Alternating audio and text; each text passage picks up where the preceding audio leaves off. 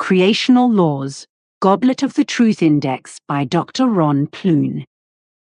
Goblet of the Truth Index by Dr. Ron Pleune, drpleune@gmail.com. Creational laws, law of the interaction, law of cause and effect, law of becoming and passing, chapter 28, lines 86.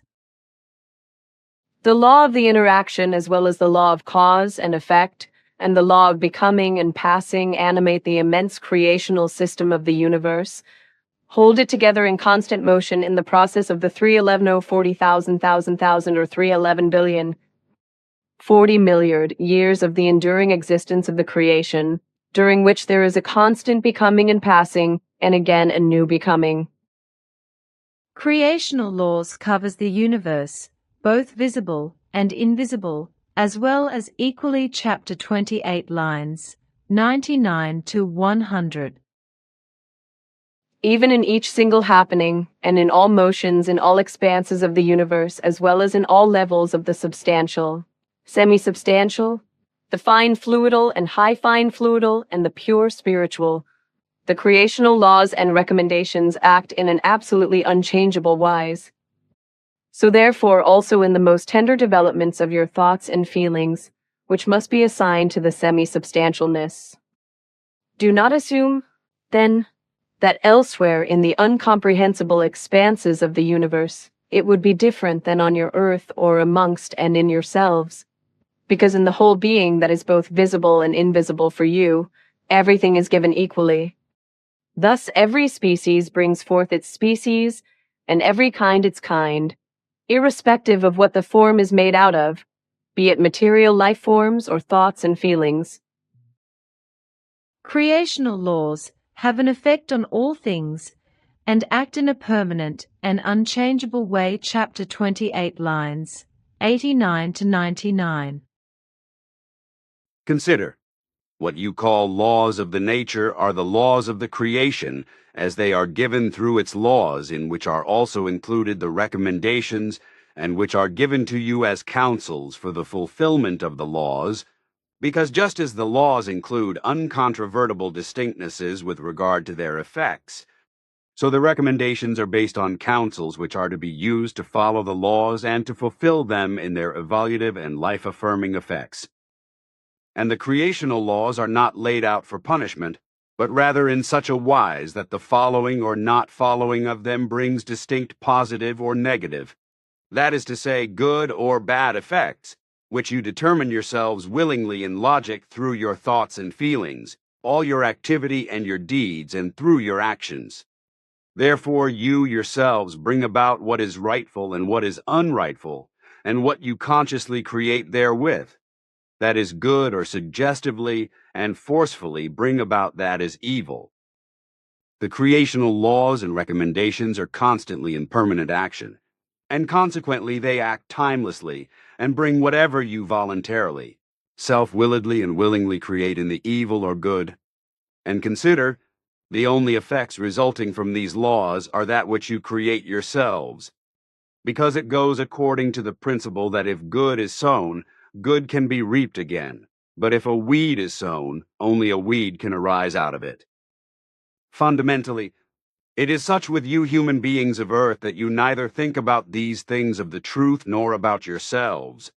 And as you do not think about the law-based happenings of the nature, nor about the laws and recommendations of the creation, you never waste a thought on what, who, and how you are. In consequence, these three questions also remain strange to you. What is the human being? Who is the human being? How is the human being? 93. What is the human being? Fundamentally, the human being is individually a V-sin which has come out of an idea of the creation and through its laws, as a consciously self-thinking V-sin with an evolution-capable consciousness, as well as with an own free will, an own free decision-making power for the purpose of the consciousness evolution, which is the sense of the life.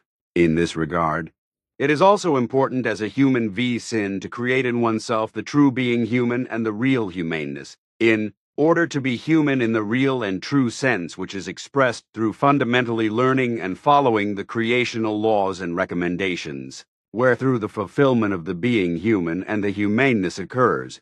In this sense, the whole thing means that the creation-given duties of the laws and recommendations are followed and fulfilled in the best possible framework. That also true love as well as inner harmony. Freedom and peace are created in an equalized wise and are also carried to the outside, and that all factors of what is evil, unfair, irresponsible, and unrighteous are fundamentally avoided. Who is the human being? Fundamentally, the human being is primarily an individuum, a single individual nature with a consciousness block which forms the individuum and in which also the mental block is integrated. That is the consciousness, the thoughts, feelings, and the psyche. What else is given in the consciousness block is the character, the personality, the subconsciousness, the ego, and the memory out of which altogether the who of the human being results. Thus who he or she is through all the capabilities and factors of his or her consciousness block. The human being is in itself, through the consciousness block and as a material individuum, an undivisible, a he, just as he or she is together with the spirit, that is to say spirit form that animates him or her, and that says, as soon as the life extinguishes, and thus the spirit form escapes out of the body and into its realm of the other world, the consciousness block also escapes from the body and goes into the realm of the other world that is belonging to it. Thus, the primary individuum, that is to say the consciousness block, dissolves, because as such it can only exist as long as the body actually lives and is inhabited by the spirit form. So, when the life extinguishes, then only the lifeless, empty material shell without consciousness block, that is to say, individuum, remains. Although the human being as a material V-sin with a consciousness block is in himself or herself an undivisible whole, the human being is however not like that towards the outside. Because he or she jointly lives and coexists secondarily through partaking of and participation in other things, so for example as a human being of his or her times, as a carrier of world historical ideas, as a child of the parents, as a husband and father, as a friend, employer or employee, etc. Through this, he or she proves to himself or herself and to the outside world who he or she is by showing the factors and capabilities of his or her consciousness. Block I. His or her individuum in the outer world. How is the human being? Fundamentally, the human being is what he or she is in the core of his or her inner nature.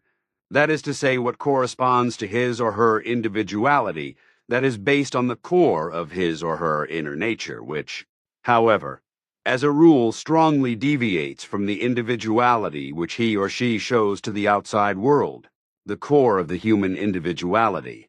That is to say, the core of the human inner nature is of creational nature, which strivingly pushes towards an evolution of the inner nature occurring through a consciousness. Evolution.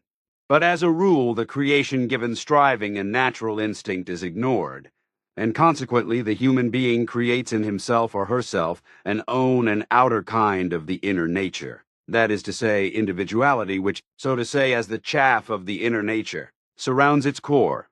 For this reason, he or she cannot really be how he or she is at the bottom of his or her inner nature, that is to say, his or her creational individuality, because he or she decides himself or herself, at his or her own free choosing and will, how he or she wants to be, in which case he or she expresses this how to be through his or her self-created outer individuality. Truly, you human beings of Earth, you do not think about these things at all or not in great detail, but instead, you let your immensely erring philosophers think for you who do not recognize the truth of the things, but make themselves mere imaginations without comprehending the reality. And because you, like them, do not attempt to fathom the real truth of the things, you will thus also not become conscious of the great laws of the creational might which pulsate therein. It is an implicitness for you not to think about the actual things of the truth, and hence also not about the creational laws and recommendations and their effects. And as a result, you are faced with mysteries which need not be mysteries for you. Consider. All laws and recommendations of the creation have an effect on all things with absolute certainty and strength. Not only on everything down to the coarsest and greatest and up to the finest and most tender, but also in all realms of the fine fluidalness and high fine fluidalness. Even in each single happening and in all motions in all expanses of the universe, as well as in all levels of the substantial, semi-substantial, the fine fluidal and high fine fluidal and the pure spiritual, the creational laws and recommendations act in an absolutely unchangeable wise. So therefore also in the most tender developments of your thoughts and feelings which must be assigned to the semi-substantialness.